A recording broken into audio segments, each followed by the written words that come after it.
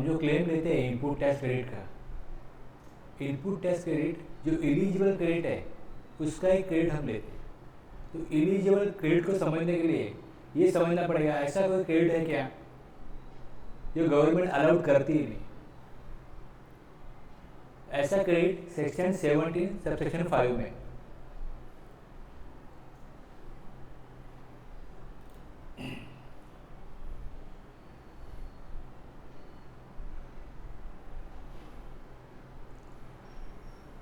Eligible credit एक, आपने जो गुड्स या सर्विसेज या बोथ जिसका इनवर्स सप्लाई लिया है वो बिजनेस के लिए लिया है,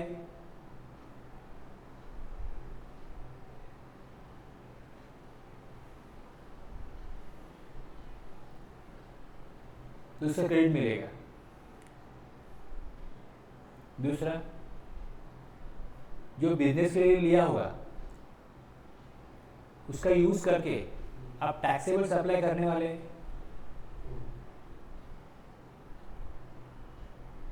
तो उसका क्रेडिट मिलेगा। समझो एक मैन्युफैक्चरर है जो प्रोडक्ट ए लेता है, प्रोडक्ट बी लेता है, प्रोडक्ट सी लेता है, तीनों को मिला के वो प्रोडक्ट पी बनाता है, लेकिन पी प्रोडक्ट अगर एग्जम्प्ट है तो ए बी सी का क्रेडिट नहीं मिलेगा। तो बिजनेस पर्पस को इनवर्ट सप्लाई लिया है, टैक्सेबल सप्लाई करने के लिए कोई लिया है इनवर्ट सप्लाई गुड्स का सर्विस का।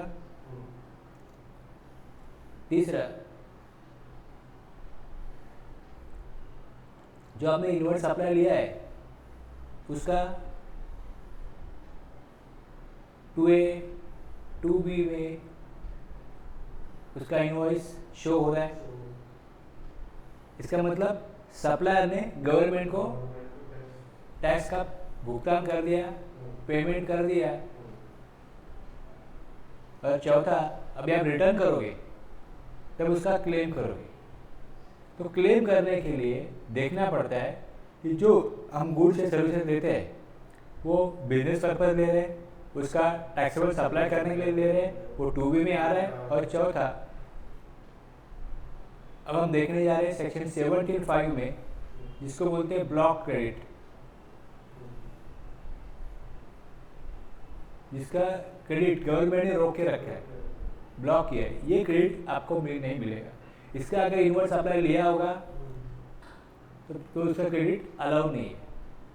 तो इसकी एक लिस्ट है, वो लिस्ट सेक्शन 17(5) है। Section 17(5) opportunity of credit and block credit. Section 17 है, अपॉर्चुनिटी के सेक्शन जो है वो सेक्शन 17 1 2 3 4 है। 5 जो है ये ब्लॉक क्रेडिट है। Block credit notwithstanding anything content in section 16(1) and 18(1). 16(1) में और 18(1) में कुछ भी कहा हो, लेकिन input tax credit shall not be available in respect of the following. इसका ये लिस्ट है, यहाँ पे एक हमने लिस्ट दी है, इसका क्रेडिट आपको नहीं मिलेगा। बाकी कहीं पे कुछ भी कहा हो, जैसे सेक्शन 16(1) और 18(1) दिया है।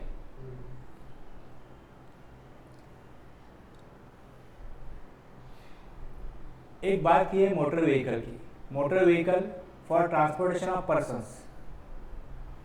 दूसरी वेजल्स एंड एयरक्राफ्ट। तो ए है ऊपर, यहाँ पे डबल ए है। तीसरा, services of general insurance, servicing, repair and maintenance in so far as they relate to motor vehicles. जैसे उसको परचेस करो, किसको, मोटर व्हीकल को,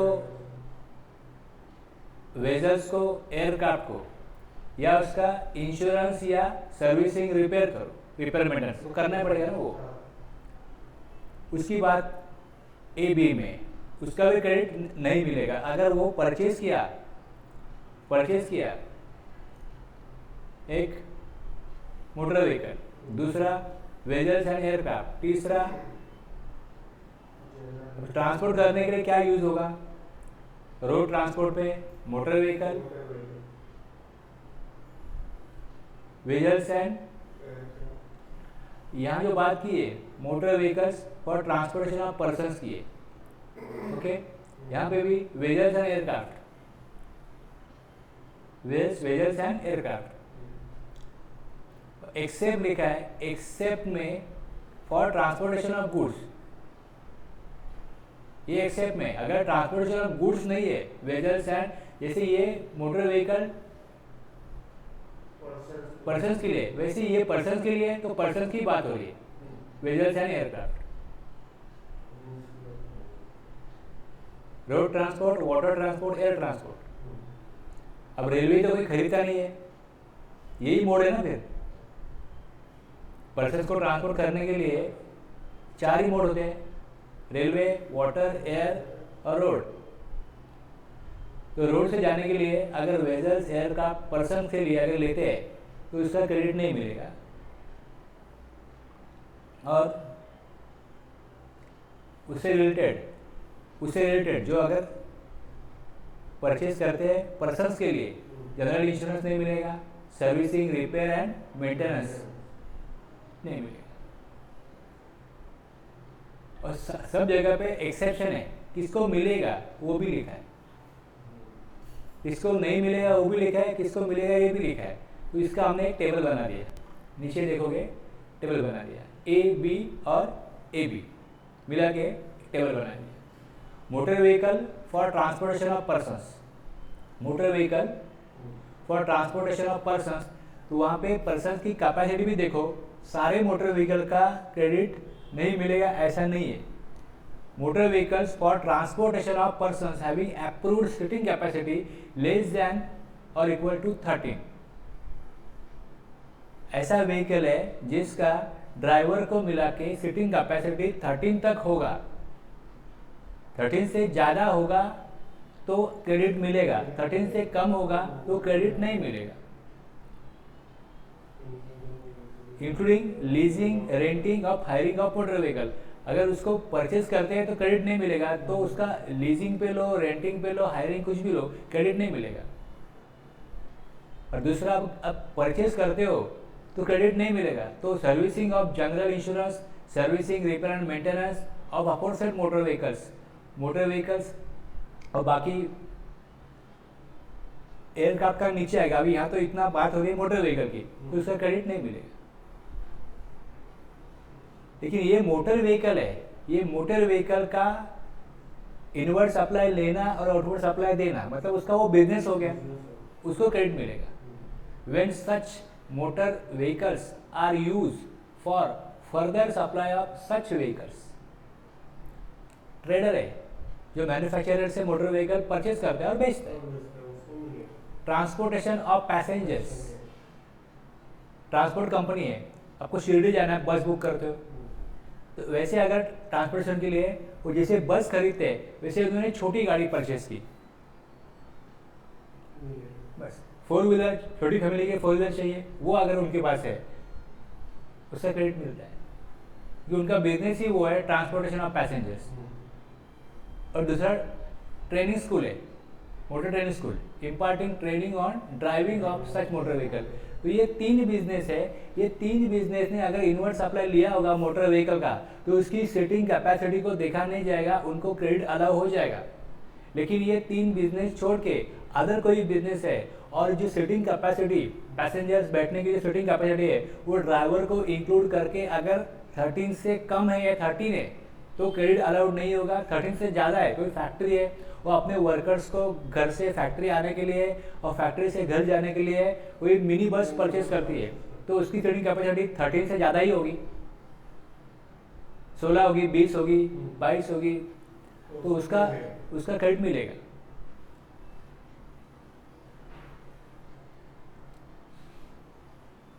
इंक्लूडिंग लीजिंग, अब लीजिंग का, रेंटिंग का, हायरिंग का मोटर व्हीकल वो भी करेंगे तो भी क्रेडिट नहीं मिलेगा। लेकिन ITC would further be admissible for leasing, renting और hiring of motor vehicle when such motor vehicles are used for above said purpose। अब जैसे ही ये जो ऊपर दिया हुआ 3 बिजनेस है, इन्होंने अगर लीज पे लिया, रेंट या हायरिंग पे लिया तो उनको क्रेडिट मिलेगा।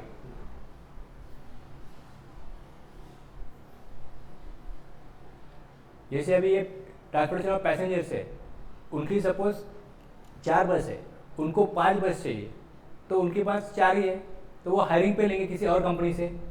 तो उनका अगर इनवर्ड सप्लाई पे जीएसटी लगता है, आउटपुट सप्लाई पे भी जीएसटी आएगा, उनको उसका क्रेडिट मिलेगा इनवर्ड सप्लाई का।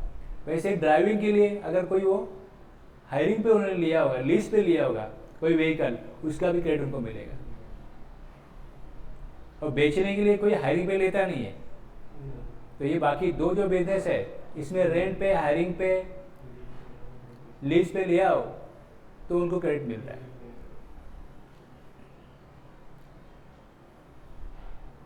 जो मोटर व्हीकल का मैन्युफैक्चरर होता है, where the recipient is engage in manufacturer और सच मोटर व्हीकल, तो वो अगर इंश्योरेंस निकालेगा व्हीकल का तो उसको क्रेडिट मिलेगा। In the supply of general insurance services in respect of such motor vehicles insured by him, उसको भी क्रेडिट मिलेगा। जिनको क्रेडिट नहीं मिलेगा बस, हाँ, चाहे वो परचेज करो चाहे वो रेंट पे लो, इतना ही है ना इसमें। अपने को क्या देखना है, किसको नहीं मिलेगा, तो बस इसको नहीं मिलेगा। बाकी ये 3 बिजनेस होंगे तो उनको क्रेडिट मिलेगा, चाहे आप परचेज करो, चाहे रेंट हायरिंग पे लो, इंश्योरेंस निकालो, रिपेयर करो, क्रेडिट मिलेगा।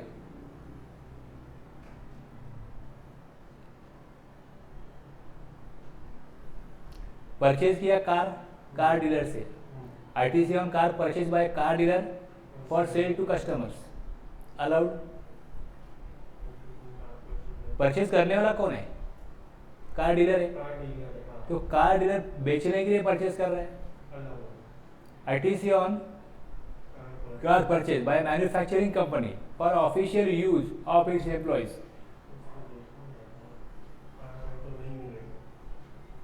ITC on car purchase bye manufacturing company. Manufacturing किसका कर रहा है? वो नहीं दिया, कुछ प्रोडक्ट वो मैन्युफैक्चर कर रहे हैं और उन्होंने कार परचेज की, कार की सेटिंग कैपेसिटी लेस दैन 30 नहीं होगी तो इसका क्रेडिट अलाउड नहीं होगा।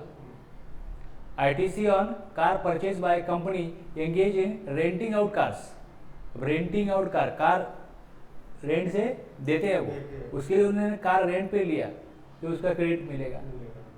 ITC on car purchase by car driving school सिखाने के लिए अलाउड होगा। ITC on buses seating capacity 24 persons तो ग्रेटर देन 24 है। Transportation of its employees from their residence to office and back allowed. ITC on truck purchase by a company for transportation of its finish goods.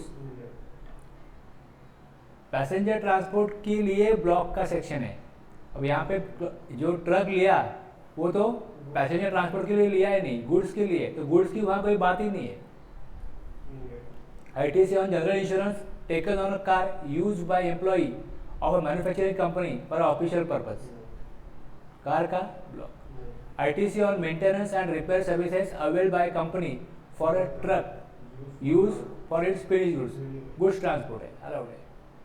ITC on general insurance services taken on cars manufactured by car manufacturing company. अब car manufacturing company को insurance का credit मिलेगा। जैसे अभी car है वैसे ही vessels है और एयरक्राफ्ट है, उसका भी लीजिंग होगा, रेंटिंग होगा और हायरिंग होगा। मोटर व्हीकल को अलाउड नहीं है, वैसे इसका भी वेजल परचेज किया, एयरक्राफ्ट परचेज किया,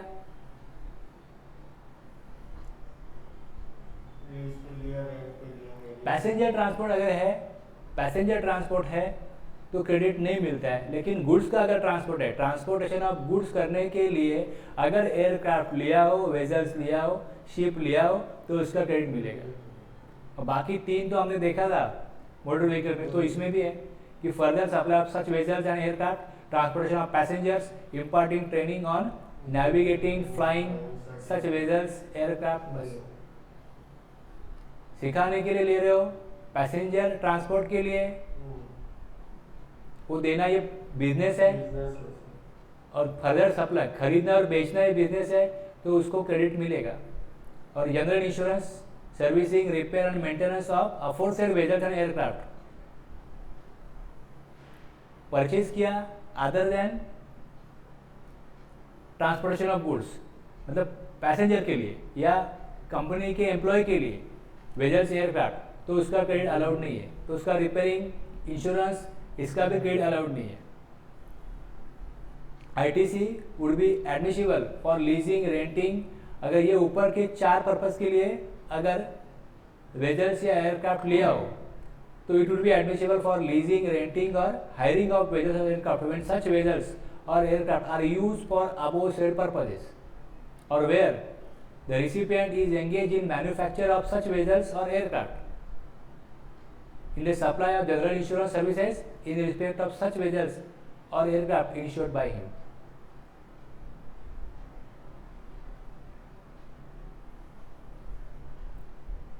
ठीक है, तो परचेज करते हैं, इंश्योरेंस निकालते हैं, रिपेयर मेंटेनेंस होता है, इसका क्रेडिट किसको नहीं मिलेगा? अगर यूज कर रहा है कोई पैसेंजर ट्रांसपोर्ट के लिए तो नहीं मिलेगा, और ट्रांसपोर्टेशन ऑफ गुड्स के लिए अगर वो लेता है तो मिलेगा, और बाकी 3 पर्पस जो है, हाँ, ITC on aircraft purchased by a manufacturing company for official use of its CEO. Aircraft Reliance company अपने CEO के लिए, मुकेश अंबानी के लिए अगर एयरक्राफ्ट ले रही है तो उसका क्रेडिट नहीं मिलता है। ITC on aircraft purchase by aviation school providing training on flying aircraft, training school के लिए क्रेडिट अलाउड होता है। Repair and maintenance service of aircraft use by director of a company पर ऑफिशियल यूज, डायरेक्टर परचेज करेगा तो भी credit नहीं मिलेगा। तो अगर डायरेक्ट परचेज करता है तो क्रेडिट नहीं मिलता है, तो उसका जो परचेज किया हुआ एयरक्राफ्ट है उसका कोई मेंटेनेंस इंश्योरेंस होगा तो भी वो उसका क्रेडिट नहीं मिलता है, ब्लॉक होता है। ITC on general insurance services taken on vessels manufactured by vessels manufacturing company, बनाने वाली है, वेजल बनाने वाली मैन्युफैक्चरिंग करने वाली कंपनी को इंश्योरेंस का क्रेडिट मिलता है, allowed. ITC on maintenance and repair services availed bye a company for aircraft used for transportation of finished goods, goods के लिए तो अलाउड है। ITC on vessels purchased by company engaged in renting out, हाँ बस allowed.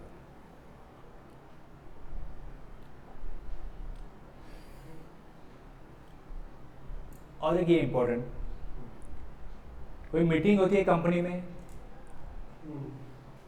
कोई business meeting के लिए, दूसरे कंपनी के लोग अपने यहाँ पे आते हैं, हम दूसरे कंपनी में जाते हैं,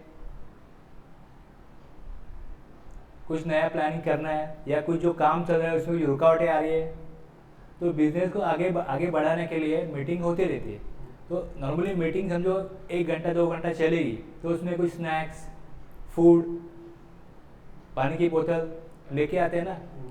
तो सप्लाई ऑफ फूड अगर आपने लिया हो, इनवर्ट सप्लाई लिया हो, supply of food and beverages, supply of food and beverages, outdoor catering, beauty treatment, health services, cosmetic and plastic surgery, life insurance and health insurance, इसके इनवर्ट सप्लाई लिए है तो इसका क्रेडिट अलाउड नहीं है, इसका क्रेडिट नहीं ले सकते। Supply of food and beverages, supply of food and beverages, कोई बड़ी कंपनी है उसका एम्प्लॉय के लिए वो स्नैक्स, लंच, डिनर प्रोवाइड करते हैं, तो कैटरिंग सर्विस लेते होंगे, तो उसका क्रेडिट अलाउड नहीं है। और उन्होंने खुद का कैंटीन बना के रखा होगा तो उसके लिए भी वो food, supply of food and beverages लेते होंगे, तो उसका क्रेडिट नहीं मिलेगा। लेकिन किसी का बिजनेस ही हो कैटरिंग सर्विस देना, ITC should be available when inward supply of goods or services or both of a particular category is used by a registered person। मतलब फूड परचेज करो, फूड बेचो, बेवरेज परचेज करो और बेचो, ये business ही है तो उसको क्रेडिट मिलता है। आपका बिजनेस नहीं है फूड का, फूड एंड बेवरेजेस का, आपका बिजनेस नहीं है कैटरिंग का, एम्प्लॉय के लिए कंपनी ले रही है, काम के लिए, ऑफिस पर्पज ले रही है, बिजनेस के लिए लेते हैं, बिजनेस की मीटिंग है उसके लिए फूड बेवरेजेस लिया है, फिर भी उसका क्रेडिट नहीं मिलेगा। आप उसको बेच रहे हो क्या, उसका आउटपुट सप्लाई कर रहे हो क्या, तो उसका आंसर अगर नहीं है तो आपको क्रेडिट नहीं मिलेगा। अब चाय तो देना पड़ेगा ना एम्प्लॉय को, तो चाय पत्ती भी अब लेके आओगे, सप्लाई ऑफ फूड है वो, सप्लाई ऑफ फूड है। पानी की बोतल लेके आओगे तो बेवरेजेस में आता है, तो उसका भी क्रेडिट नहीं मिलेगा। कोई भी चीज़ ऐसी है जो फूड या बेवरेजेस में आती है तो उसका क्रेडिट नहीं मिलेगा। बिजनेस पर्पज के लिए लेते हो, एम्प्लॉय के लिए लेते हो।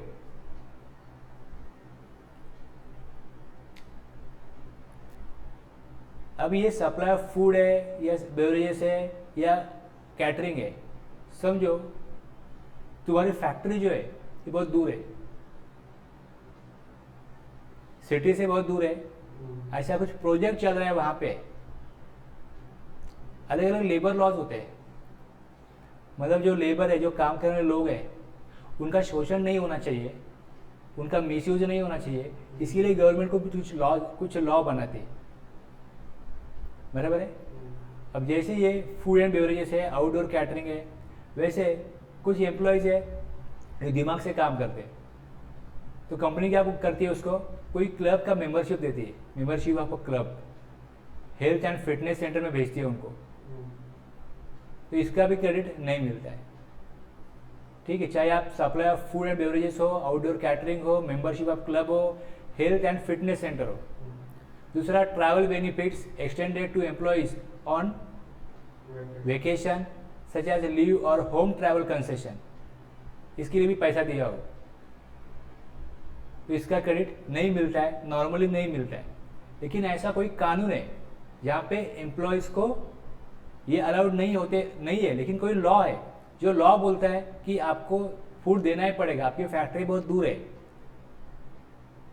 जहाँ पे कोई डैम बना रहे वहाँ पे एम्प्लॉय को जाना पड़ता है, वहाँ पे रहने की भी व्यवस्था है, वहाँ घर भी बनाए हुए हैं, कुछ एम्प्लॉय वहाँ पे रहते हैं, ऐसा एम्प्लॉय वहाँ पे रहते हैं, कोई मजदूर है वहाँ पे रहते हैं, तो उनको आपको फूड देना पड़ेगा, उनको कैटरिंग सर्विस देनी पड़ेगी।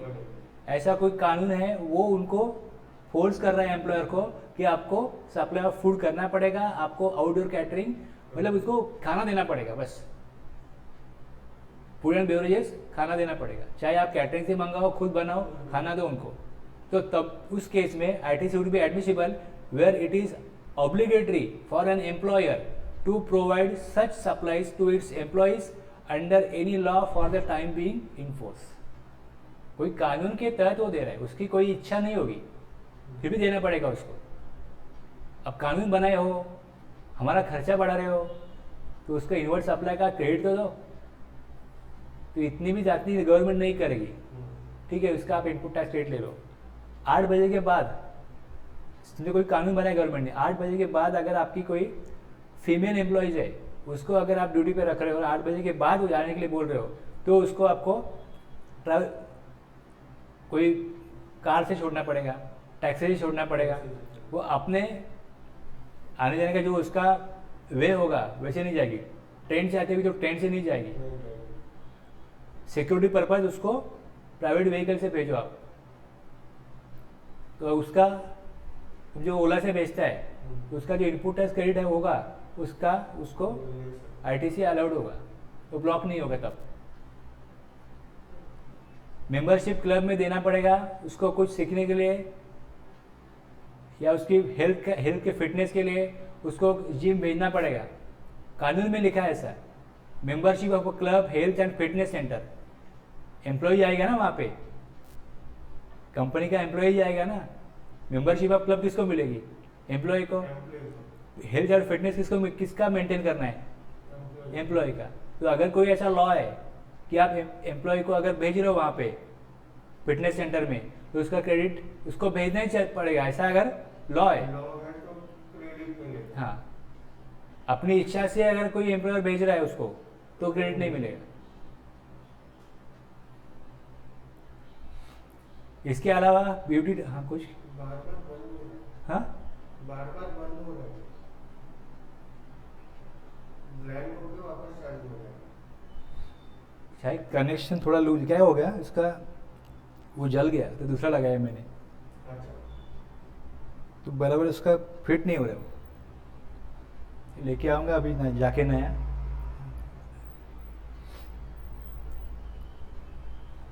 Beauty treatment, health services, cosmetic and plastic surgery, life insurance and health insurance.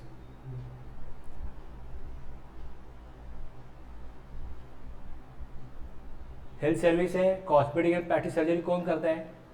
Actor लोग करते हैं। कोई प्रोडक्शन हाउस है, उनके पास उन्होंने कोई फिल्म बना रहे हैं, वेब सीरीज बना रहे हैं, तो चलता रहता है उनका, तो उन्होंने किसी एक्टर की अगर प्लास्टिक सर्जरी की, इंश्योरेंस निकाला होगा किसी पर्पज से कुछ भी, तो उसका क्रेडिट नहीं मिलता है। लेकिन अगर लॉ है कि इसका आप इंश्योरेंस निकालो तो क्रेडिट मिलता है। कोई कानून है कि इस पर्पज में आप एम्प्लॉय को लेते हो तो उसका आपको इंश्योरेंस निकालना पड़ेगा, उसको कैटरिंग सर्विस देनी पड़ेगी, उसको फूड देना पड़ेगा, बेवरेजेस का देना ही पड़ेगा, उसको घर टैक्सी से ही भेजना पड़ेगा, ओला से ही भेजना पड़ेगा। अगर ऐसा लॉ है तो क्रेडिट अलाउड होगा।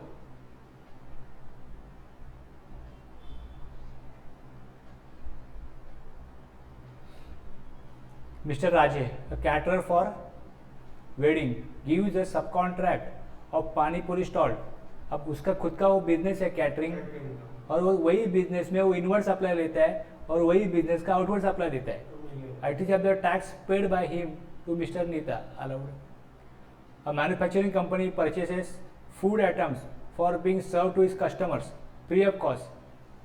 ITC on such goods blocked. Employees को फूड आइटम दिया जा रहा है। A manufacturing company purchases food items for being served to its customers. जो कस्टमर आ रहे हैं उनको दो, एम्प्लॉय को दो, किसी को भी दो, उसका इनपुट टैक्स क्रेडिट नहीं मिलेगा। मैन्युफैक्चरिंग कंपनी इनवर्ड सप्लाई लेती है, वो किसके लिए लेती है? फर्दर बेचने के लिए ले रही है क्या? तो नहीं, फर्दर बेचने के लिए वो अगर नहीं है, मतलब जिसके ऊपर इनवर्ड पे टैक्स लग रहा है, आउटवर्ड पे कोई टैक्स कलेक्ट नहीं हो रहा है, तो उसका क्रेडिट नहीं मिलेगा। ऐसा कोई बिजनेस है जो इनवर्ड पे जो फूड लेते हैं वो आउटवर्ड में जा रहा है, तो उनको क्रेडिट मिलता है। अब मैन्युफैक्चरिंग कंपनी फूड आइटम लेती है, चाहे वो एम्प्लॉयज के लिए लो चाहे कस्टमर के लिए हो, फ्री ऑफ कॉस्ट देते हैं, तो ITC नहीं मिलेगा। कोई कंस्ट्रक्शन कॉस्ट भी लेते होंगे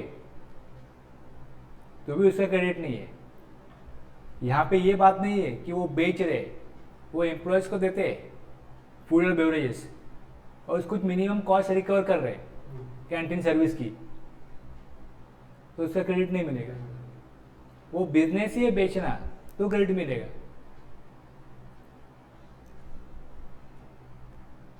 AB and Company, a caterer of Amritsar. AB and Company, a caterer of Amritsar, has been awarded a contract of catering in a marriage to be held at Ludhiana. Yes, एक information है। AB and Company has given subcontract for supply of snacks to be served in the marriage to CD and Sons, a local caterer of Ludhiana. अब ये same line of business है। ITC of such outdoor catering service availed by AB and Company allowed हो जाएगा। ITC on outdoor catering services availed by a garment exporter for marketing event organized for its prospective customer. कोई event है, कोई meeting है, उसके लिए अगर supply लिया होगा फूड बेवरेजेस कैटरिंग का, तो उसका क्रेडिट कभी भी अलाउड नहीं होता है। आपका सेम लाइन ऑफ बिजनेस नहीं है, आप कैटरर नहीं हो और आपने कैटरिंग सर्विस ली, इवेंट के लिए लो या रोजाना एम्प्लॉयज़ को लंच डिनर स्नैक्स के लिए लो, क्रेडिट नहीं मिलेगा।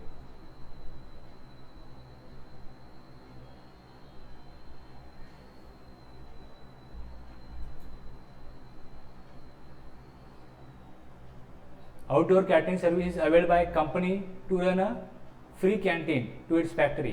The Factories Act 1948 requires the company to set up a canteen in its factory. ITC on such outdoor catering allowed. अब लॉ उसको फोर्स कर रहा है। फैक्ट्रीज एक्ट में बोला हुआ है कैटरिंग कैंटीन बनाना पड़ेगा, बनाना पड़ेगा कैंटीन। अब एम्प्लॉयज को 8 घंटा काम पे रख रहे हो उनको ओवर टाइम भी उनसे करवाते हो, उसको खाना देना पड़ेगा। हाँ तो खाना देना पड़ेगा।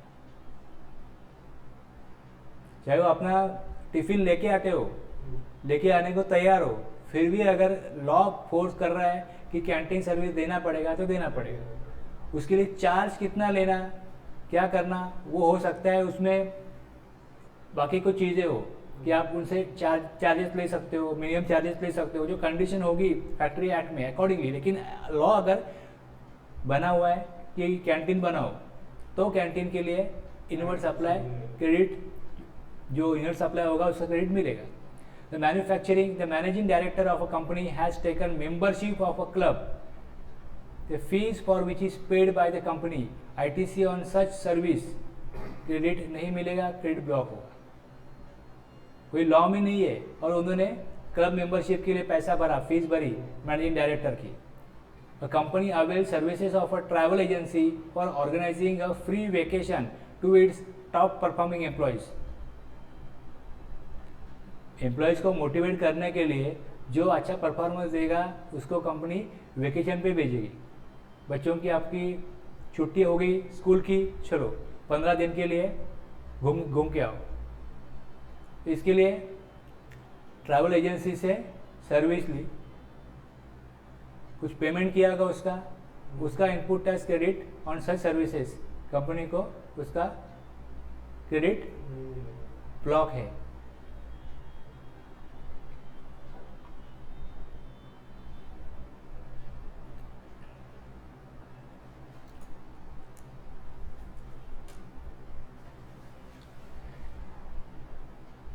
वर्क कॉन्ट्रैक्ट में क्या होता है, वर्क कॉन्ट्रैक्ट सर्विस में क्या होता है, कंस्ट्रक्शन है, फैब्रिकेशन है, कुछ भी ऐसा काम है, इमूवेबल प्रॉपर्टी पे जो काम होता है। तो एक कॉन्ट्रैक्टर है, वो कोई कॉन्ट्रैक्ट लेता है, वो सब कॉन्ट्रैक्ट किसी और कॉन्ट्रैक्टर को देता है, तो उसका क्रेडिट मिलता है। एक कॉन्ट्रैक्टर को दूसरे कॉन्ट्रैक्टर से इनवर्ट सप्लाई ली हो तो उसका लाइन ऑफ बिजनेस ही वो है वर्क कॉन्ट्रैक्ट देना। तो वो अगर वर्क कॉन्ट्रैक्ट दे रहा है तो उसमें आउटवर्ड सप्लाई के ऊपर टैक्स कलेक्ट करता है, तो इनवर्ट सप्लाई में उसको क्रेडिट मिलता है। ITC अगर समझो मेरी इमूवेबल प्रॉपर्टी है, फर्स्ट फ्लोर है, सेकंड फ्लोर है, मुझे थर्ड फ्लोर कंस्ट्रक्ट करना है बिजनेस पर्पस के लिए। जैसे अभी डीमार्ट का देख रहे हो आप, बिल्डिंग है, 2-3 फ्लोर है, तो वैसे उनको और एक फ्लोर बनाना है, कोई मॉल बन रहा है उनको और एक फ्लोर बनाना है, तो उसका वर्क कॉन्ट्रैक्ट सर्विस देंगे कि एक फ्लोर कंस्ट्रक्ट करके दो, या जो कंस्ट्रक्ट किया है उसको रिकंस्ट्रक्ट करो। तो work contract services when supplied for construction of immovable property other than plant and machinery except where it is an input service for further supply of, except जब बोला ना यहाँ पे, except where it is an input service for further supply of work contract service.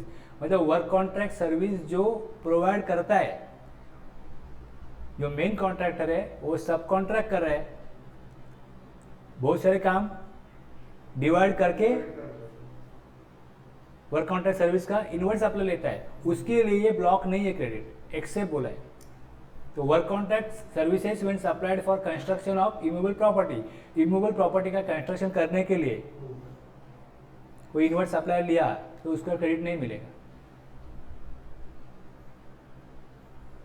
एक ही line दिया, लेकिन accept में बहुत कुछ आ गया, एक्सेप्ट में बहुत कुछ आ गया। ITC on work contract services for construction of immovable properties available, क्योंकि एक्सेप्ट बोला ना, available only in the following 3 situations when one work contract services is availed by a work contractor for being used in providing the work contract service, same line of business है उसके लिए लिया। दूसरा for construction of plant and machinery, कि यहाँ पे other than plant and machinery बोला है, तो for construction of plant and machinery in this case ITC is allowed of all recipients irrespective of their line of business. Line of business नहीं देखा जाएगा। when the value of work contract service is not capitalized, in this case ITC is allowed to all recipients irrespective of their line of business। अब ये क्या है,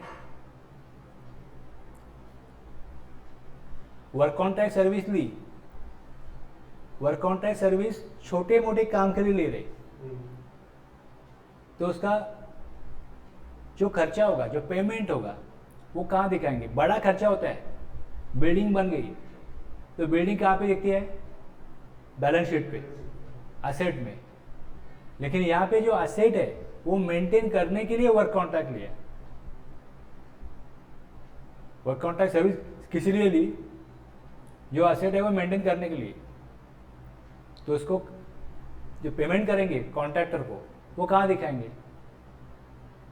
profit and loss में।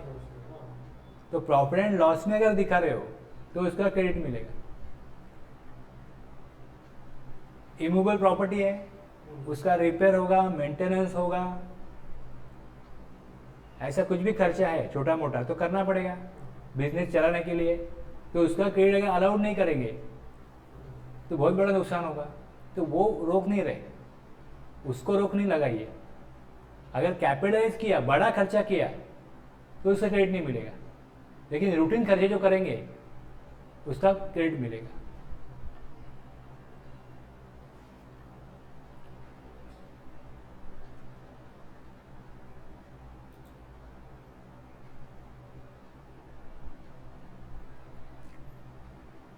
Work contract services availed bye software company for construction of its office building. Office building के लिए work contract दिया है software company ने, तो उसका आईटीसी ब्लॉक्ड है।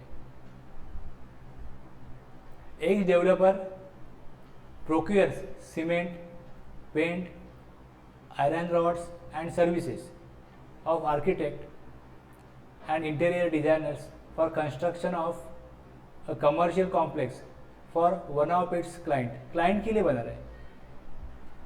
वैसे उसका आउटवर्ड सप्लाई वही है, उसके लिए मटेरियल लिया तो उसका क्रेडिट मिलेगा। A company buys cement, tiles, etc. and avail the services of an architect for renovation of its office building. The company has booked such expenditure in its profit and loss account. अब देखो work contract का जो service है उसको capitalise करते हैं, balance sheet में दिखाते हैं उसका खर्चा। तो चाहे उसका कॉन्ट्रैक्ट दो या चाहे उसका गुड्स या लेबर अलग से परचेस करो, दोनों वक्त, दोनों सिचुएशन में आईटीसी ब्लॉक ही रहेगा। आईटीसी ब्लॉक है। वर्क कॉन्ट्रैक्ट सर्विस ये हेड में खर्चा किया और उसको बिल्डिंग बना दिया, और बिल्डिंग कॉन्ट्रैक्टर को कॉन्ट्रैक्ट देके बनाओ या खुद कंस्ट्रक्ट करो। आर्किटेक्ट को हायर किया, मटेरियल को परचेस किया और खुद ही सब उसको एडमिनिस्ट्रेशन करके उसका वो बिल्डिंग बना रहे, तो भी उसका क्रेडिट नहीं मिलेगा, तो भी उसका क्रेडिट नहीं मिलेगा। Work contract services availed bye software company for construction of its office building. और यहाँ पे क्या बोला नीचे, वो ऑफिस बिल्डिंग की जो बिल्डिंग बना रहे तो उसके लिए availed services of architect for renovation of its office building. Office building renovate करते हैं, लेकिन उसके जो एक्सपेंसेस है वो प्रॉफिट एंड लॉस में दिखाते हैं, तो आईटीसी अलाउड होगा। Goods and services use by automobile company for construction of a foundation on which a machinery. अब ये इमूवेबल प्रॉपर्टी पे वर्क कॉन्ट्रैक्ट सर्विस है, लेकिन एक्सेप्ट में लिखा था प्लांट एंड मशीनरी, तो ये प्लांट एंड मशीनरी का सर्विस है। गुड्स एंड और services use by automobile company for construction of a foundation on which machinery to use in production process is to be mounted permanently.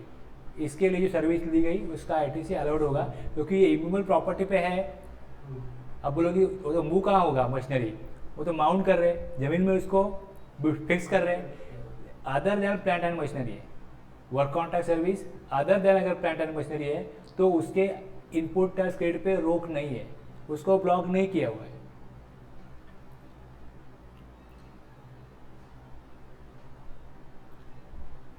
Ahuja and company, a work contractor of Noida, has been awarded a contract for construction of a commercial complex in Lucknow.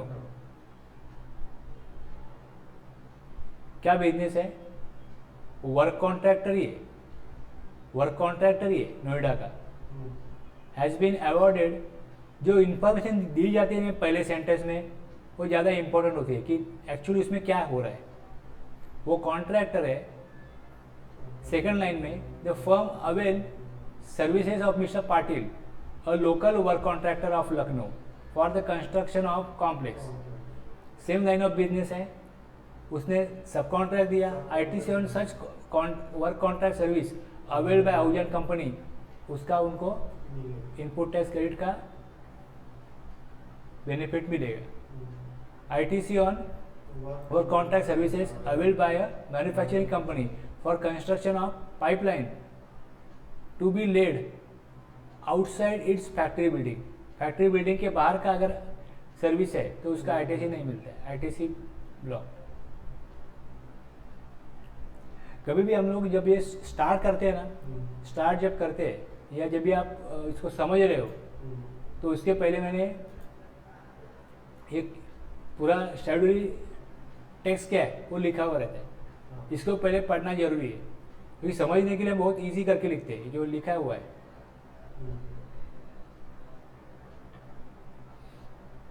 Work contract है, work contract की बात यहाँ पे। दूसरा goods और services और both received bye taxable person for construction of N immovable property. देखो ये दो मिला के हम देख रहे हैं, हम C और D मिला के देख रहे हैं तो, और एक्सप्लेनेशन भी है इसमें।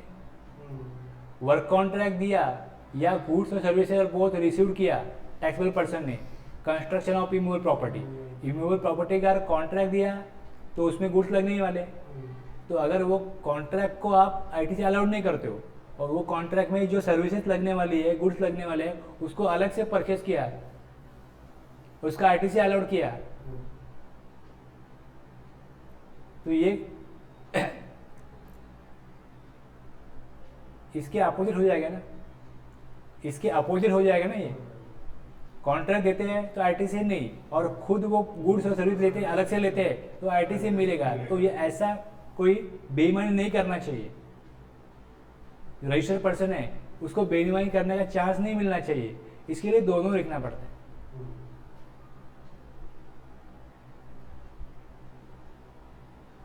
आप बोलोगे वो बिजनेस के लिए लिया, गुड सर्विसेज बिजनेस के लिए ही लिया, लेकिन उसका पर्पस क्या था?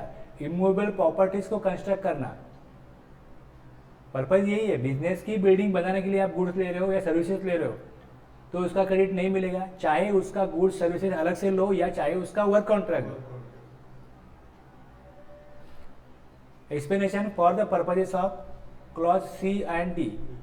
Clause C and D, the expression construction includes reconstruction, renovation, addition or alteration or repairs to the extent of capitalization। ये इंपॉर्टेंट चीज़ यहाँ पे, जैसे मैंने बोला कि अगर वो बैलेंस शीट में दिखा रहे हैं तो क्रेडिट नहीं मिलेगा, और प्रॉफिट लॉस में दिखा रहे तो क्रेडिट मिलेगा। तो ये कहाँ लिखा है? ये एक्सप्रेशन में दिया। तो C, D और एक्सप्लेनेशन सब अगर हमने पूरा रीड किया है वहाँ तो हमने इजीली अंडरस्टैंड करने के लिए अलग से अलग फॉर्मेट में लिखा है, चलो याद रखने के लिए इजी रहेगा। लेकिन यहाँ पे अगर पढ़ लोगे C और D और एक्सप्लेनेशन तो ही समझ में आ जाएगा ये।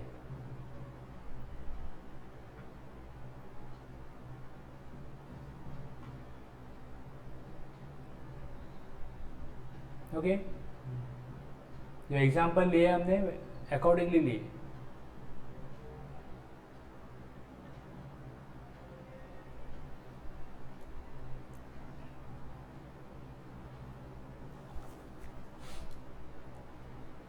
A telecommunication company has availed services of a work contractor for repair of its office building. The company has capitalized such expenditure.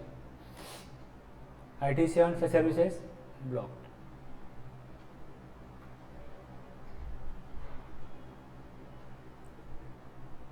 D है, goods or services are both received by a taxable person for construction of an immovable property other than plant and machinery on his own account, including when such goods or services or both are used in the course or furtherance of business।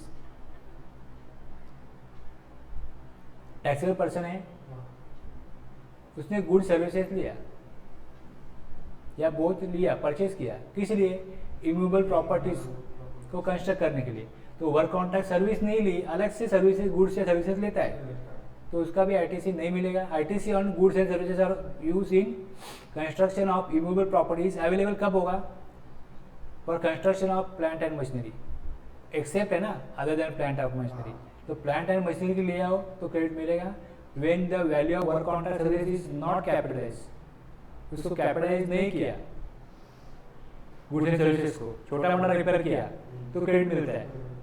When construction is not N one account, वो खुद के लिए नहीं कर रहा है, business के लिए नहीं कर रहा है, तो क्रेडिट नहीं मिलेगा। कि यहाँ पे वर्डिंग होना दिया है on his own account including when such goods और services are both are used in the course of performance of business.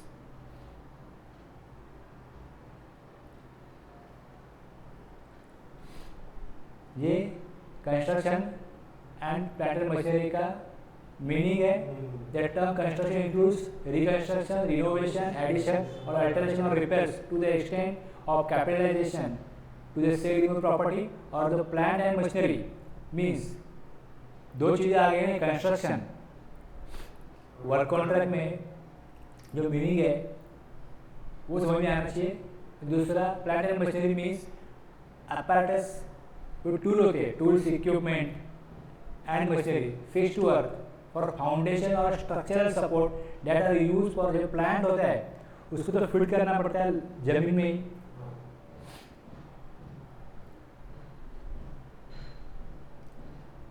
Plant and machinery means apparatus, equipment and machinery fixed to earth and machinery fixed to earth by foundation or structural support that are used for making outward supply of goods or services or both, and includes such foundation and structural supports but excludes में क्या होगा? Land, building और any other civil structure, telecommunication towers, ये plant and machinery में नहीं आते। और pipelines laid outside the factory premises, ये भी प्लांट एंड मशीनरी में नहीं आती। इसके लिए उसके ऊपर एग्जांपल था, टेलीकम्युनिकेशन, आईटीसी फॉर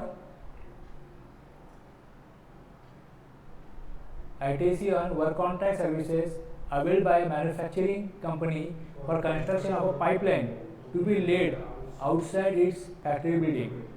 अब देखा जाए तो पाइपलाइन है तो प्लांट एंड मशीनरी में वो आ सकता है, मशीन है पाइपलाइन, लेकिन उसको जो डेफिनेशन दिया है उससे उसको एक्सक्लूड किया है कि नहीं आएगा ये, इसको हम नहीं मानते प्लांट एंड मशीनरी। जो केमिकल फैक्ट्री है जिसमें जो मशीनरी है उसका भी जो केमिकल बनता होगा वो पाइपलाइन से जमा करते होंगे, लेकिन वो फैक्ट्री के अंदर है तो प्लांट एंड मशीनरी है, फैक्ट्री के बाहर है तो प्लांट एंड मशीनरी नहीं है। जब कोई भी एग्जांपल आ गया तो ऊपर हमने पढ़ लिया था, ऊपर जितना हमने रीड किया था उसमें जो डेफिनेशन है वो इसमें नहीं है ना।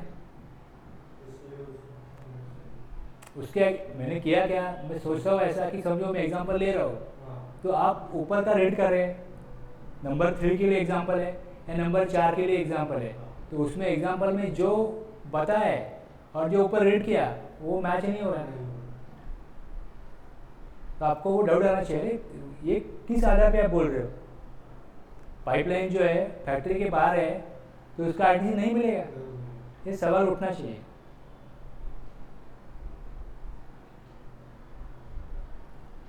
ये नीचे लिखा हुआ है, मैंने जानबूझ के जो ऊपर जो लिखा है उसके नीचे नहीं लिखा, चलो बाद में लिखते, कोई पूछता है देखते। समझ में आ गया ना? जो लॉ में लिखा है उसी को हम पकड़ के चलेंगे। बोला ये सामने चल रहा है, ये चल रहा है, अगर ये मुंबई में है तो ये आपको घोड़ा दिख रहा होगा, इसको आप गधा बोलो। मुंबई के बाहर चला गया तो गधा गधा रहेगा। अब लॉ में लिखा है तो हम वैसे ही करेंगे, हम अपना यहाँ पे दिमाग नहीं लगाएंगे।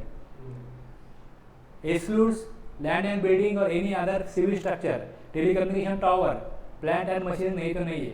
Pipeline laid outside the factory premises, ये प्लांट एंड मशीन नहीं है, मतलब इनसाइड होगा तो प्लांट एंड मशीन का भाग है वो। बस ये वैसे ही बात होगी। इस एरिया में घोड़ा को घोड़ा ही बोलो, इस एरिया के बाहर है तो गधा बोलो।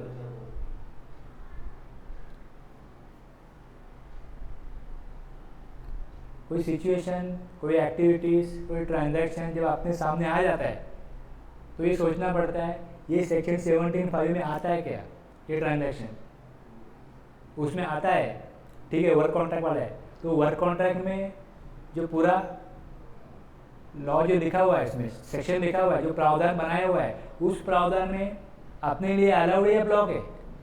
अब work contract same line of business है, वो इनवर्ट सप्लाई लेता है, तो वर्क कॉन्ट्रैक्ट सर्विस के लिए इनवर्ट वर्क कॉन्ट्रैक्ट सर्विस हो, चाहे उसके लिए मटेरियल अलग से लिया हो, चाहे सर्विसेज अलग से लिए हो, उसको वर्क कॉन्ट्रैक्टर को इनपुट टैक्स क्रेडिट मिलेगा।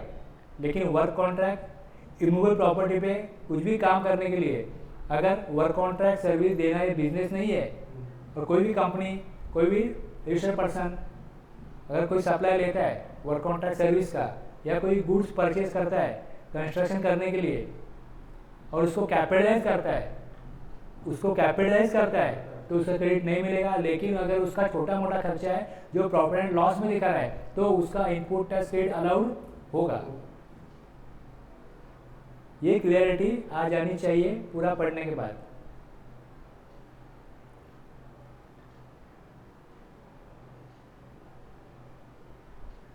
A company buys cement, tiles, etc. and avails the services of an architect for construction of its office building. अब वर्क कॉन्ट्रैक्टर का काम वो खुद कर रहे तो आईटीसी ब्लॉक होगा। एक developer procure cement, paint, iron rods and services of architect and interior designers for construction of a commercial complex for one of its clients. Client के लिए करे, मतलब उनका डेवलपर का बिजनेस है, ये उसका बिजनेस है। एक डेवलपर या अगर वर्क कॉन्ट्रैक्टर होगा, वर्क कॉन्ट्रैक्टर तो वर्क कॉन्ट्रैक्ट लेता है वो, तो उसको आईटीसी मिलेगा।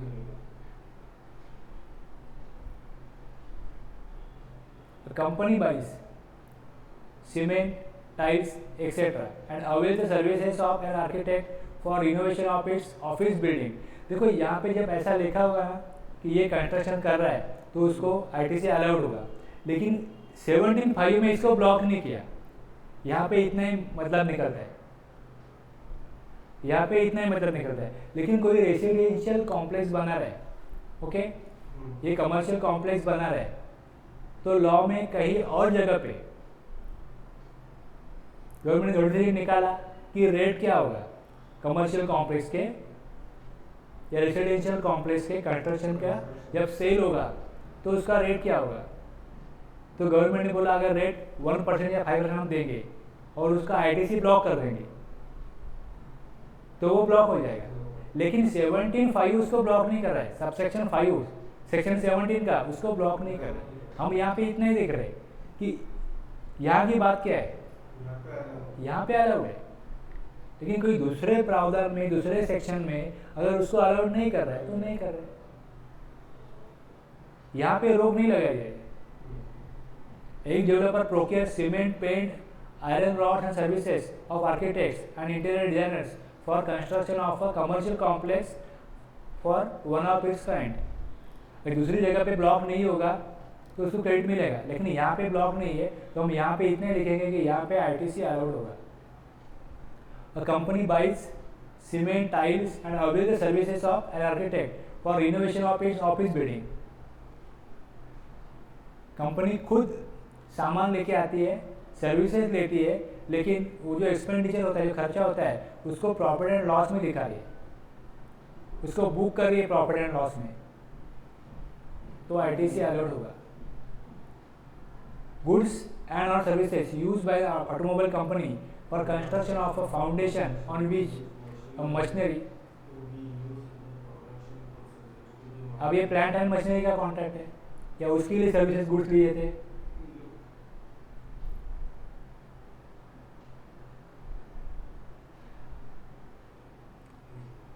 देखो ये जो जितने भी हमने देखे अभी ये इंपॉर्टेंट है, तो इसके लिए इसके ऊपर इलस्ट्रेशन लिया।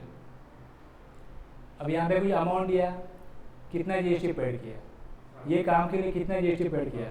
हाँ, तो आप समझ लो कि ये ऊपर के सिचुएशन में फिट बैठता है क्या, अलाउड हो रहा है, डिसअलाउड हो रहा है, तो कितना अमाउंट अलाउड होगा और कितना अमाउंट डिसअलाउड होगा, ये आंसर में निकालने का है। ये आप एडिशनल रीड करो तो क्लियर हो जाएगा वो।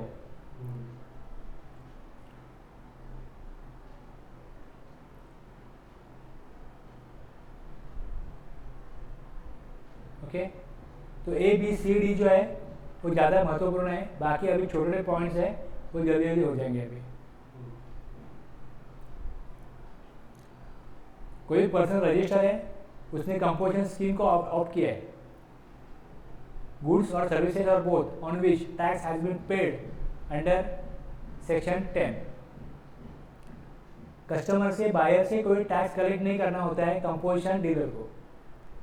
कंपोजिशन स्कीम अगर ऑप्ट की तो बिल ऑफ सप्लाई बनता है, आपने कितना कंसिडरेशन लेना है, description of goods, quantity, rate, ये सब लिखो, लेकिन टैक्स चार्ज नहीं होगा। कस्टमर से कोई, बायर से कोई टैक्स कलेक्ट नहीं होगा कंपोजिशन स्कीम में, और उसको आईटीसी भी नहीं मिलता है, इनपुटर से भी नहीं मिलता है। तो गुड्स और सर्विसेज और both on which tax has been paid under section 10, तो जो कंपोजिशन स्कीम का सेक्शन है 10 है, उसमें भी जो सेक्शनल रूल है उसमें भी लिखा हुआ है कि कंपोजिशन डीलर को इनपुटर क्रेडिट नहीं मिलता है, और यहाँ पे भी लिखा है कि ब्लॉक गुड्स और सर्विसेज और both on which tax has been paid under section 10 में अगर कोई पे किया हुआ है टैक्स तो उसको कंपोजिशन स्कीम में क्रेडिट नहीं मिलेगा। गुड्स और services are both received by a non resident taxable person. Non resident taxable person कौन होता है?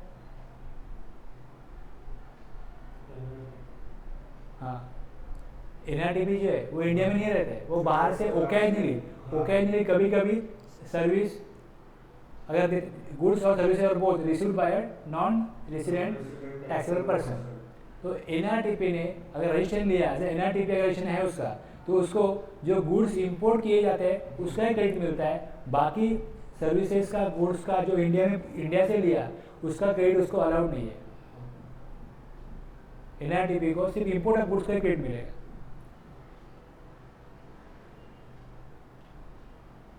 गुड्स और सर्विसेज और both use for personal consumption.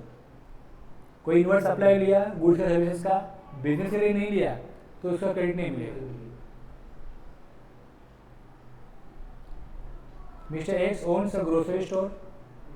He procures rice, wheat, and biscuits for being sold in its store. Out of the inventory so purchased, he has taken 10 kg of rice and wheat for household use, being used for personal consumption. ITC on 10 kg of rice and wheat is blocked.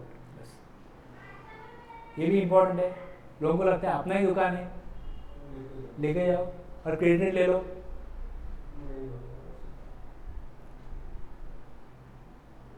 अब आप work contractor हो, आप अपने घर का कोई काम कर रहे हो, उसके लिए आप सामान लेके आओगे, तो उसका परचेज ऑब्वियसली आपने जिस नंबर है उसके ऊपर ही करोगे, या जो परचेज किया हुआ है उससे कुछ सामान आप यूज करोगे घर के वर्क कॉन्ट्रैक्ट के लिए, तो क्या उसका क्रेडिट अलाउड है? अभी तो जो मटेरियल यूज किया था, गुड्स या सर्विसेज और both use for personal consumption, good services, जो अभी एग्जांपल है, मैं यही लागू कर रहा हूँ कि ये सेंटेंस की सोचो सिचुएशन ऐसा है, कोई वर्क, जैसे यहाँ पे गुड्स का उसका दुकान है तो वो लेके गया, समझने के लिए इजी है। अब मैं एग्जांपल वही चेंज कर रहा हूँ कि वर्क कॉन्ट्रैक्टर, आप वर्क कॉन्ट्रैक्टर हो और आपका अभी बंगलो है, घर है, फ्लैट है, जो भी है, उसके लिए कुछ रिनोवेशन करना है, कुछ कंस्ट्रक्शन करना है, रिकंस्ट्रक्शन करना है, अल्टरेशन करना है, तो आपने कुछ गुड्स ऑलरेडी लिया है कोई दूसरे कॉन्ट्रैक्ट के लिए, उसी में से कुछ गुड्स आप लेके आते हो। आपके पास आर्किटेक्ट है, उसको बोलते हो अरे मेरा थोड़ा घर का भी देख, इंटीरियर डेकोरेटर है, उसको बोलते मेरा घर का भी देख, और उससे आपने जो गुड्स लिया होगा, आपके गोडाउन में पड़ा होगा, उसमें से कुछ यूज़ किया। जो आपके पास सर्विस प्रोवाइडर है उनसे भी कोई सर्विसेज ली, चार्जेस तो लगेगा ना उसका। जो आर्किटेक्ट आपको 10,000 का फीस लगाता होगा, वो घर का भी काम किया, इसके लिए 2,000, 15,000 जो भी 2-5,000 और लगाएगा। तो क्या उसका इनपुट टैक्स क्रेडिट अलाउड है लॉ में? नहीं है। ये सेक्शन इसके लिए। अब अपने पर्सनल काम के, आप फिर बोलोगे फिर भी हमने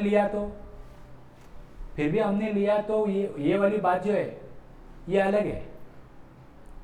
चोरी करना गुनाह है, लेकिन मैंने चोरी किया तो पकड़े गए तो जेल में जाओगे, नहीं पकड़े गए तो कुछ नहीं होगा। पकड़ा गया वो चोर है, पकड़ा गया वो चोर है, नहीं तो कुछ नहीं।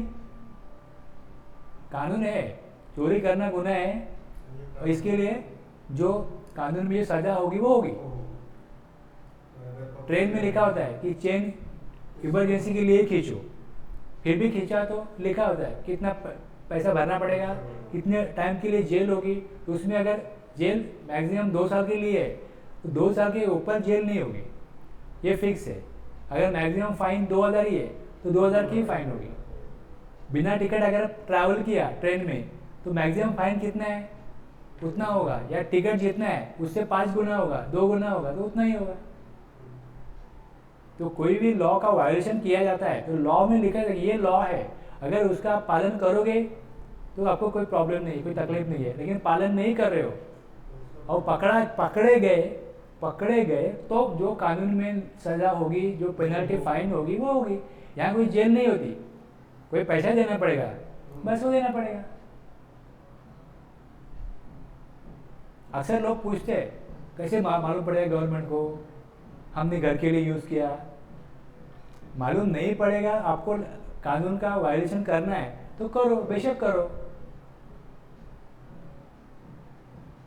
हम तो कानून की किताब पढ़ रहे हैं, बस यहाँ पे ये लिखा हुआ है, एक्ट में ये लिखा हुआ है, सेक्शन में ये लिखा हुआ है। अब नॉर्मली जो कानून का वायलेशन करते हैं वो पढ़े लिखे लोग ही करते हैं, पढ़ के ही करते हैं। जो अभी ऑनलाइन रॉबरी हो रही है, पैसा ले, वो तो पढ़े लिखे लोग ही है ना। क्योंकि गवर्नमेंट को मालूम ही नहीं पड़ेगा हमने कहाँ से पैसा कहाँ ट्रांसफ़र किया, कैसे पासवर्ड हैक किया, मालूम नहीं पड़ेगा। तो हैकर का माइंड किस तरह का होगा? कहीं से भी हम कहाँ, कौन से सर्वर से कहाँ से क्या रीड कर रहे हैं, कहाँ से कहाँ ट्रांसफ़र है, उसको पता ही नहीं चलना चाहिए। इतना एडवांस टेक्नोलॉजी उन्होंने डेवलप कर लिया। वैसे आप सोचो, वायलेशन तो है लेकिन ऐसा करेंगे कि गवर्नमेंट को पता ही नहीं चलेगा। अगर आपको इतना डैम कॉन्फिडेंस है और आपकी वो कैपेसिटी है, करो।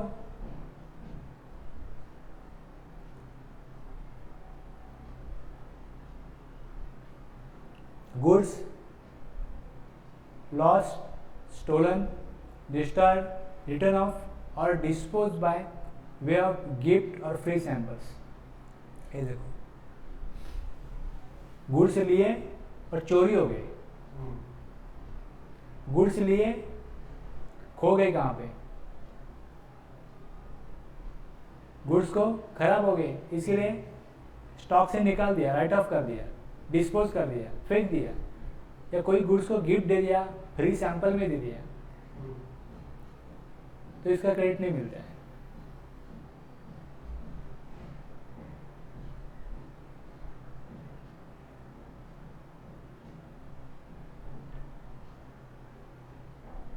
उसका क्रेडिट नहीं मिलता है। आप बोलोगे पहले तो मेरा नुकसान हो गया, चोरी हो गया, अब उसका आरटीसी नहीं मिलेगा। आउटवर्ड में अगर टैक्स कलेक्ट नहीं कर रहे हो तो इनवर्ड में आपको जो टैक्स गवर्नमेंट को दिया है उसका आपको आरटीसी नहीं मिलेगा। अगर आपको लगता है कि पॉसिबिलिटी है चोरी होने का, लॉस होने का, जलने का, तो आप इंश्योरेंस निकाल दो, इंश्योरेंस कंपनी से क्लेम करो। अगर ऐसा बार बार हो रहा है, एक बार हो गया तो उतना लॉस आप बेयर करो।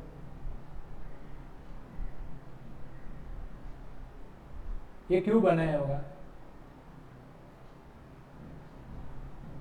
ये क्यों बनाया होगा, या जिसका अगर सच में अगर खो गया या डिस्ट्रॉय हो गया तो उसके लिए तो बहुत बड़ी आफत है ना। एक तो मेरा नुकसान हो गया, ऊपर बोल रहे आईटीसी भी नहीं मत लो।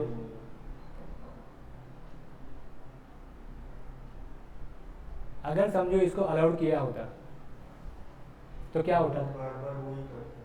बस बेईमान लोगों के लिए ईमानदार आदमी का भी नुकसान उसको बेयर करना पड़ता है। आउटवर्ड कैश में भेज दिया, कैश में भेज दिया, कोई एंट्री नहीं है, नहीं कैश में भेज दिया तो कुछ लिखा पढ़ी नहीं है, कोई डॉक्यूमेंट नहीं है, कोई रिकॉर्ड नहीं है, सामने वाले ने इनवॉइस मांगा नहीं, कुछ बनाया नहीं, कुछ नहीं। अब बोलेंगे अरे ये तो खो गया, ये तो चोरी हो गया, ये जल गया, ऐसा बहुत सारा गुड्स लोग दिखाएंगे, तो गवर्नमेंट का कितना रेवेन्यू लॉस होगा। चोरी होने का चांसेस कितना है, जलने का चांसेस कितना है, 2%। लेकिन 90% लोग जो है वो गलत तरीके से इनपुट टैक्स क्रेडिट यूज करेंगे और आउटवर्ड में जो कलेक्ट किया वो गवर्नमेंट को देंगे नहीं। अरे ये अच्छा है, दिखा दो, हो गया, टैक्स में उड़ा दो, हो गया। बस। जो कैश में बिक रहा है वो दिखा सकते हैं, मतलब स्टॉक में ज़्यादा आया था, अब आउटवर्ड में उतना दिख नहीं रहा है तो वो कहाँ गया पता नहीं, शायद चुराया हो किसी ने, ऐसा बोल दिया तो गवर्नमेंट कुछ नहीं बोल सकती। अगर आउटवर्ड में स्टॉक कम दिखता है ना, तो जितना आउटवर्ड में दिख रहा है उतने ही इनवर्ड का आप इनपुट टैक्स क्रेडिट लोगे। जो आउटवर्ड में आपको मिल नहीं रहा है ना स्टॉक, तो उसके इनवर्ड में जितना आपने आउटवर्ड में नहीं डाला होगा स्टॉक, उसका क्रेडिट डिसअलाउ हो जाएगा, ब्लॉक हो जाएगा। वो अगर क्रेडिट लिया होगा तो रिवर्स करना पड़ेगा। बस एक सेंटेंस में एक छोटा 2-4 वर्ड है, लेकिन इसका बहुत ही महत्व है।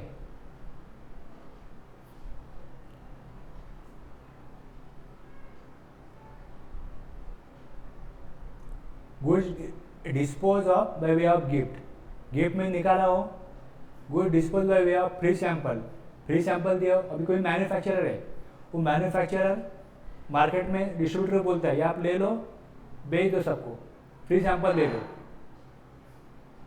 तो इनवर्ड में क्या हो रहा है, टैक्स जो रॉ मटेरियल लिया होगा उसके ऊपर उन्होंने टैक्स दिया होगा। आउटवर्ड में कुछ टैक्स नहीं है, तो उनको भी क्रेडिट नहीं मिलेगा। गुड्स लॉस्ट हो गए, स्टोलन हो गए, डिस्टर्ब गुड्स हो गए, राइट ऑफ हो गए, बस।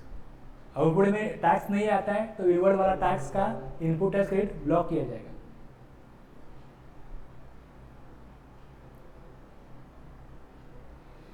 Any tax paid in accordance with the provisions of sections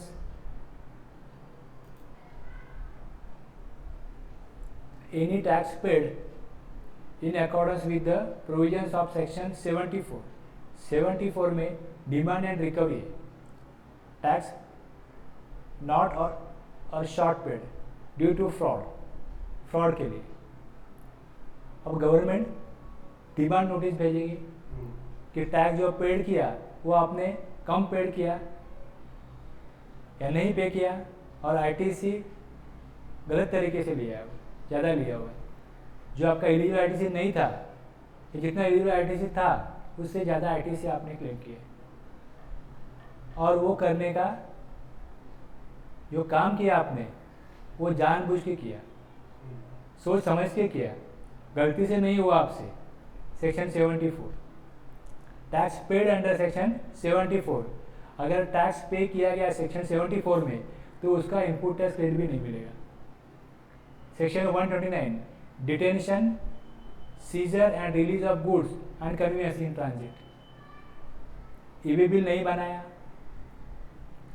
गाड़ी रोकी गई, गुड्स को सीज किया गया, बाद में रिलीज किया गया, तो उसमें कोई टैक्स पे किया हो उसका क्रेडिट नहीं मिलेगा। ये सेक्शन है 74, 129, 130 कन्फिस्केशन ऑफ गुड्स और conveyance and levy of penalty. Goods को रोका गया, उसको गवर्नमेंट ने सीज किया, बाद में रिलीज किया, कन्फिस्केशन ऑफ गुड्स किया, जब्ती की थी उसकी, बाद में गुड्स को वापस किया पैसा भर के, तो जो टैक्स पे किया होगा एज पर सेक्शन 74, सेक्शन 129 या सेक्शन 130, तो उस टैक्स का क्रेडिट नहीं मिलेगा। क्योंकि ये सेक्शन जो है, these sections prescribe the various relating to tax paid as a result of evasion of tax upon detention of goods or conveyances in transit or towards redemption of confiscated goods conveyance। ये sections इसके लिए मतलब कोई जो law है वो आप follow नहीं कर रहे हो और जिसके लिए ये सेक्शन लगते हैं उस सेक्शन में कुछ टैक्स दिया होगा तो उसका इनपुट टैक्स क्रेडिट नहीं मिलेगा। जो ईमानदारी से बिजनेस किया होगा उसका इनपुट टैक्स क्रेडिट ले लो, जो ईमानदारी आपने नहीं बरताई इसके लिए आपको टैक्स भरना पड़ा तो उसका इनपुट टैक्स क्रेडिट अलाउड नहीं है।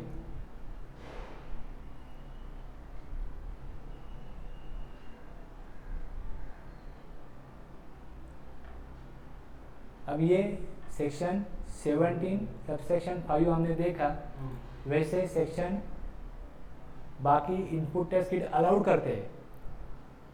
तो उसमें अपॉर्चुनमेंट ऑफ टैक्स कब होता है? जब आप कोई सप्लाई करते हो, आउटवर्ड सप्लाई, उसमें आपने जो इनवर्ड सप्लाई लिया हो, दिखा दो एक मिनट।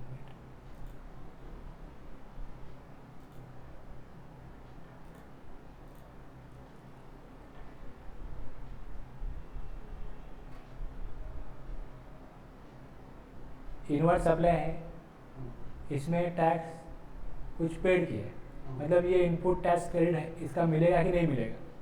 अगर इसमें दो पार्ट है, एक यूज़ किया बिजनेस के लिए, दूसरा यूज़ किया पर्सनल के लिए, तो इसका अपॉर्चुनमेंट करना पड़ेगा। एक यूज़ किया पर्सनल के लिए, दूसरा यूज़ हुआ एग्जाम सप्लाई के लिए, तो अपॉर्चुनमेंट करना पड़ेगा। और एक यूज़ किया बिजनेस के लिए, दूसरा बिजनेस के लिए ही है, लेकिन वो एग्जाम्प्ट है ना, तो क्रेडिट नहीं मिलेगा। अब बिजनेस के लिए है, लेकिन एक में आउटवर्ड में टैक्सेबल सप्लाई कर रहे हैं या आउटवर्ड में जीरो रेटेड सप्लाई करते हैं, तो इसका क्रेडिट मिलेगा कि नहीं मिलेगा। अब मुझे ये बताओ कि नील रेट सप्लाई,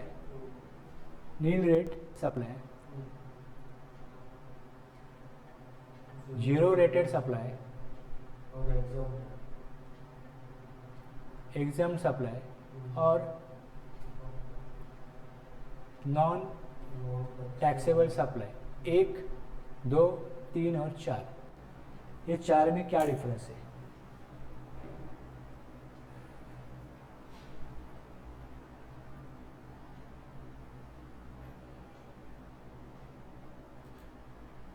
नील rated supply tax rate nil है, वो टैक्सेबल है लेकिन रेट नील है, लेकिन गवर्नमेंट के लिए क्या है, टैक्स नहीं मिलेगा ना।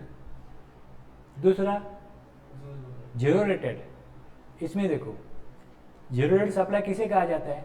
आइदर आप उसको एक्सपोर्ट कर रहे हो, मतलब इंडिया के बाहर जा रहे हैं, या स्पेशल इकोनॉमिक जोन यूनिट और स्पेशल इकोनॉमिक जोन डेवलपर को सप्लाई करते हो, तो वहाँ से एक्सपोर्ट ही होता है। तो एक्सपोर्ट जो करते हैं उनके लिए आप इनवर्ड सप्लाई, उनका इनवर्ड सप्लाई है, आपका आउटवर्ड सप्लाई। तो गवर्नमेंट बोलती है अपने को एक्सपोर्ट अगर करेंगे तो फॉरेन करेंसी मिलेगी, तो दुनिया के मार्केट में इंडिया का माल सस्ता जाना चाहिए। इसके लिए इनपुट टैक्स क्रेडिट अलाउड किया जाएगा और आउटवर्ड पे कोई टैक्स नहीं परचेज करोगे, तो इसके लिए रेट जीरो किया गया फॉरेन करेंसी लाने के लिए। तो एक क्या मिल रहा है, गवर्नमेंट से आपको एक स्पेशल फैसिलिटी अवार्ड मिल रहा है, बख्शीशी मिल रही है कि चलो आउटवर्ड में टैक्स कलेक्ट मत करो, लेकिन इनवर्ड में चाहे आप जो सप्लाई कर रहे हो वो एग्जाम सप्लाई क्यों ना हो। इंडिया में आपको एग्जाम सप्लाई अगर है तो इनपुट टैक्स क्रेडिट नहीं मिलता है, लेकिन यहाँ पे एग्जाम सप्लाई होगा तो भी आपको इनपुट टैक्स क्रेडिट दिया जाएगा, क्योंकि दुनिया के मार्केट में आप अपना सामान कॉम्पिटिटिव रेट से बेच सको। पर्पज ये है, तो उसका इनपुट टैक्स क्रेडिट मिलेगा। तो क्लियर कर लो, जीरो रेट सप्लाई किसे कहा जाता है? चाहे जो सामान उसका रेट नोटिफाई किया होगा एग्जाम्प्ट, नील रेट या कोई 12%, 18% कुछ भी रेट नोटिफाई किया हो, लेकिन दुनिया के मार्केट में उसका कोई गवर्नमेंट को टैक्स देना नहीं होता, वो जीरो रेट है। फॉरेन करेंसी इंडिया में आनी चाहिए, फॉरेन करेंसी के ऊपर अपना रुपीज़ का रेट चलता है। समझ में आ गया? तो जिस कंट्री में जितनी फॉरेन करेंसी होगी उसका जो करेंसी होगा वो स्टेबल होगा। सबको एक्सपोर्ट करना होता है और इंपोर्ट नहीं चाहिए होता है।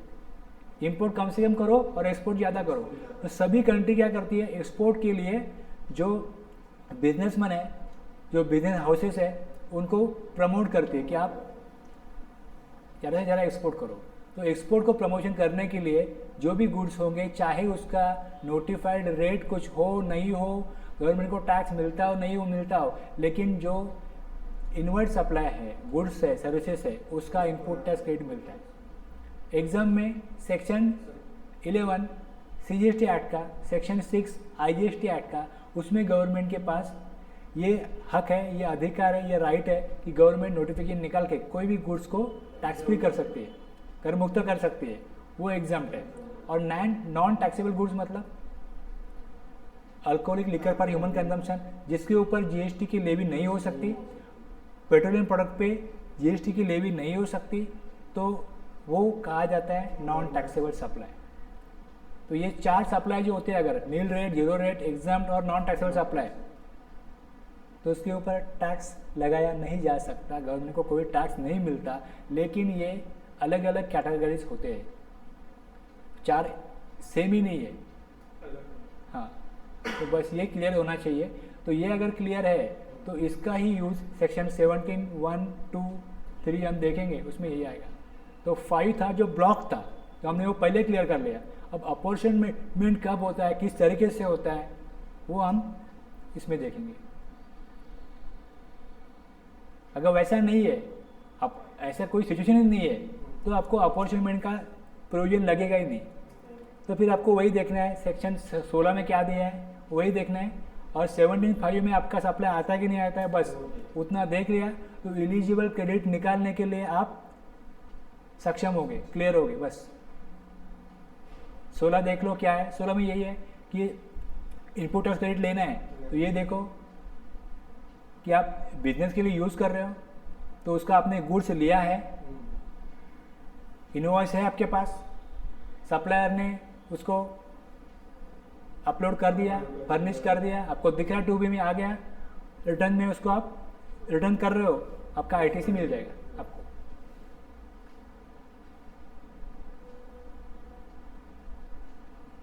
क्लियर?